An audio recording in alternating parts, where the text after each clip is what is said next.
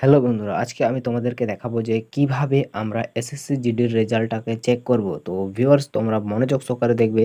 সবার প্রথমে তোমরা গুগল অ্যাপ্লিকেশনে চলে আসবে। গুগল বা যে কোনো ক্রোম ব্রাউজারে এখানে আসে সার্চ করবে সরকারি উজালা। এখানে সরকারি উজালা লিখে সার্চ করবে। সার্চ করার পর এখানে ব্লু কালার দেখতে পাচ্ছ, এই যে জাস্ট এখানে একবার ক্লিক করবে।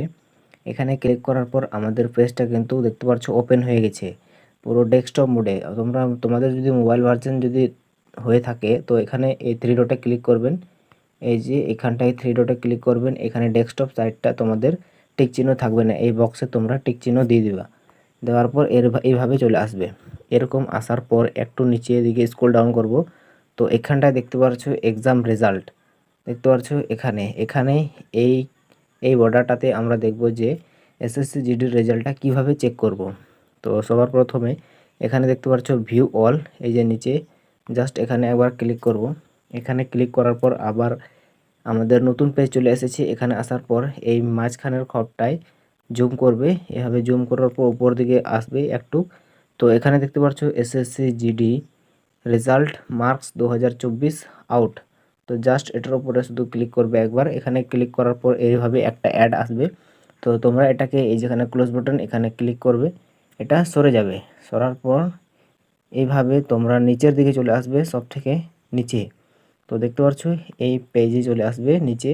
এখানে আসার পর এখানে দেখতে পাচ্ছ ডাউনলোড রেজাল্ট। এখানে তোমরা কাটআপটাকে ডাউনলোড করতে পারো পিডিএফ ফাইল। আর এখানে দেখতে পাচ্ছ লাইন 1 মেল, লাইন 2 ফিমেল, মানে উপরেরটা লাইন 1 মেল মানে এটা ছেলেদের জন্য পিডিএফ, আর লিস্ট 2 ফিমেল এটা মেয়েদের জন্য। তো আমরা এটার কিভাবে চেক করব রেজাল্ট ছেলেদের জন্য। তোমরা যদি মেয়েদের জন্য যদি চেক করতে চাও তো এখানে দেখতে পাচ্ছ ফিমেল। তো জাস্ট আমি মেলে ক্লিক করব। মেলে ক্লিক করার পর এভাবে আমাদের কিন্তু একটু মানে মোবাইলটা এভাবে একটা চলে আসবে পপ আপ। এখানে দেখতে পাচ্ছ নিচে পিডিএফ ভিউ, এখানে তোমরা ক্লিক করবে। এই সাইডে এখানে আসবে, অথচ তোমাদের যদি এটা যদি না আসে তো এখানে দেখতে পাচ্ছ পিডিএফ ভিউর সাথে সাথে এই সাইডে মোরে ক্লিক করবে। এখানে ড্রাইভ পিডিএফ ভিউয়ার্স এটাতে ক্লিক করবে। এখানে ক্লিক করার পর আমাদের যদি নাম যদি যদি আমরা এসএসসি জিডিতে যদি পাস করে থাকি তো আমাদের এখানে এগুলোর মধ্যে আমাদের নাম অবশ্যই চলে আসবে। তো এই জন্য তোমরা কি করবে, উপরে দেখতে পাচ্ছ এই যে সার্চ বক্স। তো জাস্ট এখানে একবার ক্লিক করবে। এখানে ক্লিক করার পর এখান থেকে আমরা আমাদের রোল নাম্বারটা এখান থেকে দিয়ে দেবো। তো জাস্ট আমি এখান থেকে রোল নাম্বার দিয়ে দিচ্ছি 100409026। তো এইভাবে লেখার পর তোমরা নিচের দিকে সার্চ করবে। সার্চ,